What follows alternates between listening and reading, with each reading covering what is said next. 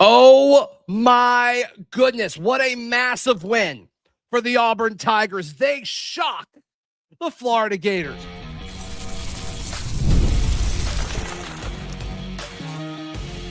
You are Locked On Auburn, your daily podcast on the Auburn Tigers. Part of the Locked On Podcast Network, your team every day. Yes, welcome on into Locked On Auburn, your daily Auburn Tigers podcast. I'm your host, Zac Blackerby, and thank you so much for making Locked On Auburn your first listen every single day. The Auburn Tigers stun. They shock the Florida Gators with an electric first half, and they hold on when the last 10 minutes of the game, they kind of took back that momentum. I'm your host, Zac Blackerby. Thank you so much for making Locked On Auburn your first listen every single day. Hunter Bussey of the Barn hanging out with us as well, reacting to Auburn's 76-67 win over the Florida Gators. I mean, this is a massive, massive win for so many different reasons. The way Keyshawn Hall took over the game early, the way Stephen Pearl coached his way into what I think is probably the biggest win of his Auburn tenure. And it's also the first time they've won in Gainesville in 30 years. Hunter, massive, massive, massive performance for the Auburn basketball team. Yeah, no, I agree. And it wasn't a pretty win. Let's just get that out of the way. It was at one point we couldn't hit anything. We went cold. We blew a big lead. I spoke too soon on the Barncast when I said I was confident there for a minute, and then we ended up pulling it out. So I'm not mad at this at all. This is a big win for not just the whole team, but for Steven, I think. You go on the road against the reigning national champions and come out of there with a win. Haven't won there since 96. That's a big deal. That's nothing to kind of turn your head to. So that's big.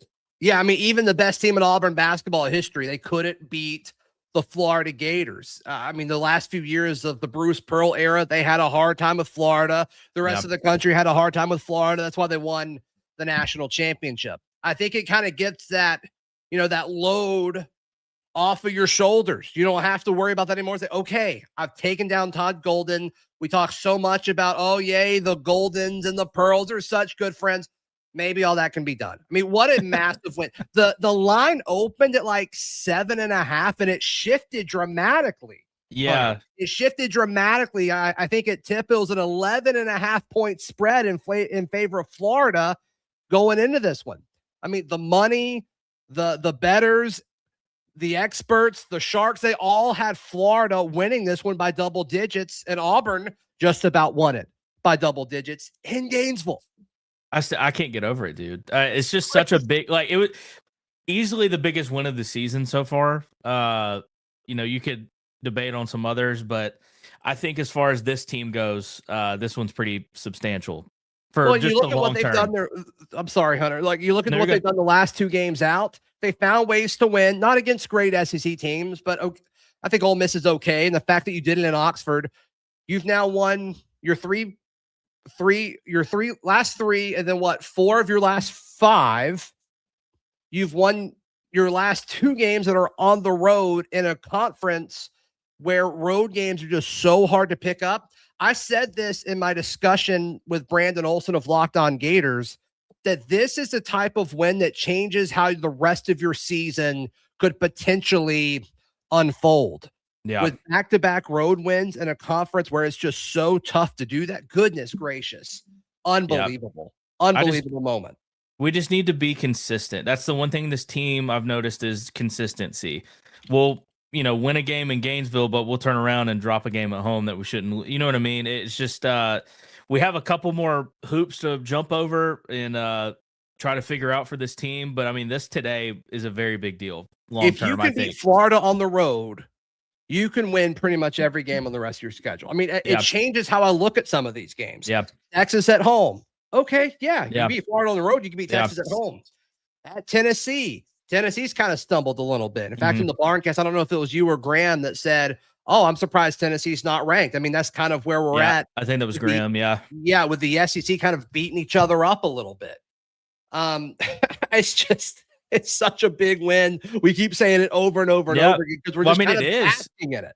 I mean, the history was made. That's the first time since 96. I mean, you that's weren't a alive big deal. in 96, correct? No, I was born in 98. Just missed it. I was born in 93. Okay. Chat, comment what you were doing, where you were in life in 1996. What a different world. What a different world that's been. Last time Auburn's won in Gainesville. Goodness gracious. Oh my gosh, man. Goodness gracious. Yeah, if you were to tell me, before tip-off that we were going to walk out of there with a win at that, point margin, I would have laughed. I was starting to agree with some of the, the line when you were talking about how it started at 7 and it was almost up to 12 at one point. Like, that's insane. The fact that we got out of there, man, with a dub is truly remarkable, considering like the free throw shooting has been a struggle in the past. And I don't know what the final stat was, but at one point it said we were like 11 for 12. I think it's up, now a little bit more, but 19 of 21. That's the type of free throw shooting you need night in and night out. We just, again, consistency. Hate to sound like a broken record, but that is the truth with this team. You have to find a groove and get into it. And I'm hoping this is the start to something big. We'll see. Yeah. I mean, they were better. I mean, than Florida, pretty much every scoring category there. They didn't rebound as well as Florida, but everything else, like the shooting percentage was better. Auburn was better from 3, shot 33% from 3 tonight. Mm-hmm. Free throw percentage. I mean, all of it was just better than Florida. And a lot of it had to do with what Keyshawn Hall did for you at the beginning of the game. I mean, we had jokes at halftime. I think it was, yeah, you read it off. It was Drunk Aubie. Yeah, it was Drunk Aubie. He said Keyshawn Hall is down by 1 to Florida on the road. Right, just Keyshawn Hall. Right. Yeah, at that point, Florida only had 19 total points and Keyshawn had 18. So yeah, I would have liked to see more of him in the second half. You definitely could tell they were playing him more aggressive, but I almost don't care. Like, let's just see what he can do. Keyshawn Hall finishing with 24 points, which I feel like, I mean, he scored the first 10 for Auburn, right? So whatever. I mean, what he did in the first half showed how elite of a player he can be. And then in the second half, you had different guys at different moments that stepped up. Some of it, like Jovic, I think, stopped the run that Florida had. Florida had several runs. That was the tail of the second half. Was okay. You knew Florida was going to get back in it. It's just how close they tied it up. I don't think they ever took the lead, but they tied it up. And then you had different guys step up. And down the stretch, it was Tahad, which is a guy that a lot of Auburn fans, ourselves included, even live reacting on the Barncast, saying like, okay, Tahad, like you need to step up. Some of those turnovers were awful. Some of those decisions were awful. But when it came down to it, he did redeem himself tonight. He did. I've said this, and I think I said it last Barncast too when you were in there, that like even though some of his offensive woes have been the blemish for him this season, especially from 3, when he drives in, it's, I don't know what the percentage is, but I think it's probably, if I had to guess, higher than his 3-point percentage. And some of those passes, his turnovers were not great. That's why, I was emphasizing when we started, it was ugly. It was an ugly win, but a dub is a dub. And the fact we were able to do that in Gainesville just makes it that much sweeter. So I really did like how Jovic, I can't remember if it was about 3-ish, 2-ish minutes left in the game. He like put the clamps on the Tommy Haw and was able to, kind of, and that's what's so crazy too, thinking back on this. Florida has the height advantage over us. If you look at their guys compared to our guys, we don't have a lot of bigs. They have a lot of bigs, and somehow we were able to shut them down. I don't understand it. Even though, Ha had, I want to say it was like, 20-ish points somewhere in there, or he had 18 at one point. He might have broke 20, but still, I mean, they're still a big team. Like Condon's no pushover either. So you ever heard the Hall guy laugh before? Yeah. Yeah. It's like laughing without smiling. Such a bad joke. Yeah. I mean, you mentioned Filip Jovic there, just 4 points, 1 of 4 shooting. Just played 15 minutes, which I thought was a little interesting, especially for those defensive minutes. But Sway's been balling. I mean, for all the folks pushing on Steven, which, I mean, we've questioned some stuff with Steven as well. Yeah. One, this win, it doesn't matter. Like, you've got to stop, or at least wait. But these guys have gotten better. Like, you're going to tell me that Sway hasn't gotten significantly better as a basketball player? Oh, every game. Filip Jovic hasn't gotten significantly better as a basketball player. Mm-hmm. You're going to tell me that Keyshawn Murphy hasn't gotten significantly better as a basketball player in this system? I think some of that was health, but still, like, let's give credit where credit is due. Right. These guys have gotten better over the course of the season, and Auburn is a better team now than they were a month ago. No, I agree. Like every game too, specifically Jovic and Sway, every game they get better. I agree with you 100%. It's like there's some things that they can work on in one game, and then it's like you see that improve, and it's like, well, this, but it's very, very good to see that. I really think that, by hopefully into conference play when we get into March and, or at least the thick of the, the SEC schedule, they're going to be kind of the next man up. That's what I'm hoping, but we'll see. I want to have a big picture conversation about what we saw tonight, because what was originally my biggest fear on this team, I think we can kind of push it away. That's next right here on Locked On Auburn. Today's show brought to you by our friends at FanDuel. FanDuel is America's #1 sports book. Look, the line on FanDuel, I posted about it on social media. It was 11.5. I hope you took the Tigers. I hope you took the Tigers at least to cover. I hope some of y'all took the Tigers money line. That would have been delicious. Also, you can get on the action for AFC and NFC championship games tomorrow, or Sunday afternoon, for 4 teams vying for their shot to go to the Super Bowl. Go Pats. Make your picks. You can apply profit bonuses that are constantly in the app as well. So visit FanDuel.com, the official sportsbook partner of the NFL, and grab your profit boost pack every NFL playoff game day within the app or at FanDuel.com. Today's show also brought to you by our friends at TurboTax. Nobody likes doing their taxes, and you don't have to. With TurboTax full service, you can have your taxes done for you by a trusted local expert, start to finish, without the stress or guesswork. I just think about it all the time till it's done. I just, in this way, you can just hand it off to someone. You don't have to worry about the stress of, am I doing this right? All these forms, they got it. You got a professional there with you. So for a limited time, you can have your taxes done by a local TurboTax expert for just $150 all in. If a TurboTax expert did not file for you last year, just file by February 28th. Take taxes off your plate and get back to your life. Visit TurboTax.com/local to book your appointment today. Hunter Bussey of The Barn hanging out with us. You can catch his show every weeknight at 7 o'clock on The Barn YouTube channel and podcast feed. It's called the Auburn Social Hour.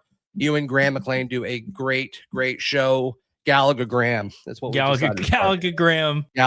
He said he was good at Gallagher growing up. So there we go. Going into conference play, and using this with the data that was compiled over the course of the non-conference, my biggest question was, you're going to run into teams in the SEC that are going to be able to bully you. Florida was one of those teams on the list of guys who have teams that have those guys, the bigs, that I thought would be able to bully our guys around the basket. And Hunter, that's not true. No, I was wrong. Some of that has to do with the player development. I think if Florida and Auburn would have played to open conference play, I think Florida wins this game. And I think the spread might be more accurate. But with the development that we have seen from Keyshawn Murphy, who was second in scoring on this basketball team tonight, scored 16, 5 of 9, played a solid 31 minutes. And Philip Jovic and Sway, I think these guys down low are much more physical than I ever thought that they could be. And I mean, hats off to them. I think it has changed the complexion of this basketball team. No, yeah, I agree 100%. And those minutes, what was the stats on the how many minutes Jovic played? You said Jovic played 15 minutes. 15. Well, he played the best 15 minutes. He put all of his effort in those 15 minutes, and whether it be an and one that he had down the stretch there, sure. The clamps on Hall. I mean, that's, you ever heard that guy laugh before? Go for it. Oh.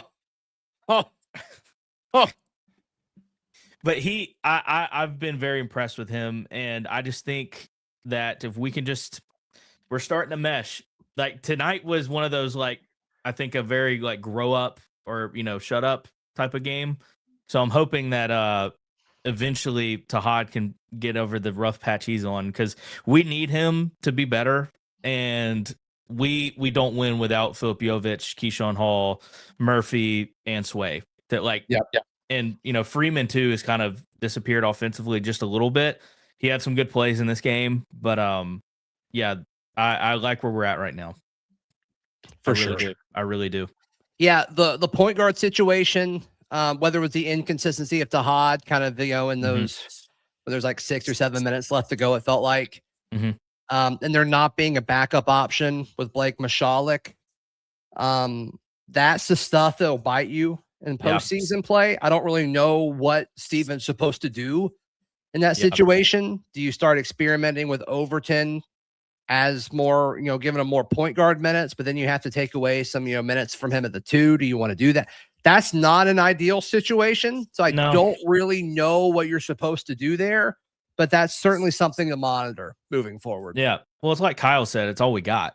What are you going to do? Like, you can't just bring someone in. So it's just, we'll see. I mean, if we're, going by the rules that everyone seems to be going by, let's bring back Jared Harper. Let's bring back Wendell Carter. Let's bring back what are we doing? Yeah. That's a whole nother thing. Yeah, Wendell tweeted he's got 2 years left. Like, yeah, pull up. I mean, yeah, I don't think I would hate that. Yeah. Oh my gosh. Seeing this note here, I knew it was low. I didn't realize it was this bad. Florida, 2 of their last 14 shots.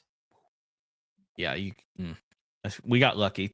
How much of that do you think is Florida? And how much do you think of that is defense? I mean, it's a combination. But I was about to say it's about 50-50. You think so? I think it's because we've played probably the best defense we've played all year in that game. Especially in the first half. Goodness gracious. Oh my gosh, we were like suffocating their guys. And that, obviously played a factor down the, stretch of the game with fatigue starting to set in, but they were taking shots I haven't seen Florida take this year, and I think they were just trying to get a spark going, and they could never get it to start. So, yeah. Chat saying that it was Auburn, and Auburn wore them down. Like, hey, let's give Auburn the credit. Yeah, sure. Fine with it. Fine with it. Yeah. All right, so let's do our favorite game. Next five. Auburn hosts Texas. They go to Tennessee next Saturday. They host Alabama the following Saturday. I like that we have an off. That's an off week for us. We don't play a midweek next week. That's good. Or the following week. And then quick turnaround hosting Vandy, which I think there's mixed opinions on Vandy. And then you go to Arkansas, which they're gonna want revenge there. So I think you're looking at 3-2, 4-1 over the next. Yeah, I was about to say probably 3-2 is where I'm leaning towards, more than likely. Yeah. Tennessee is not a pushover team. They're Graham said, well, how are they not ranked? Just the SEC beating each other up. And we got to play there. That's going to be a tough place to play. Bama could be a toss-up. Vandy is really good. Arkansas, like you said, looking for revenge. So, yeah, that's kind of where I'm at. The Texas at home, too, that should be a given.